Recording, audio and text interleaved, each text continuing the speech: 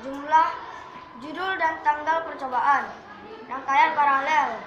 Kamis 5 Oktober 2017. Tujuan percobaan untuk memahami prinsip rangkaian paralel.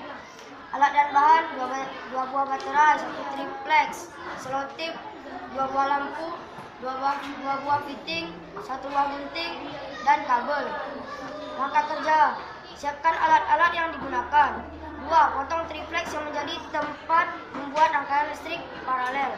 3. Baterai disusun menjadi 1, diberi penyangga selotip dan tidak lepas. 4.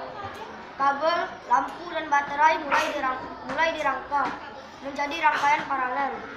5. Praktikkan dengan menyalakan semua lampu.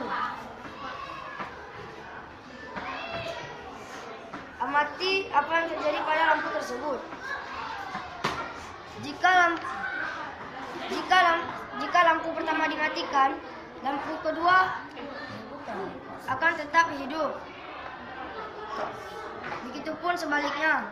Jika lampu 2 dimatikan, lampu yang pertama akan tetap hidup. Hasil pengamatan: lampu yang dimatikan akan mati, akan tetapi lampu lainnya tidak mati. Percobaan telah berhasil. Pada rangkaian paralel, apabila salah satu lampu dimatikan, lampu lainnya tidak akan mati. Anggota kelompok: Cun Kisti Azhara, Arif Rahman Lubis, Nabil Maula Kafka, Nadia Amara, dan Febri Anissa. Demikian presentase dari kelompok kami.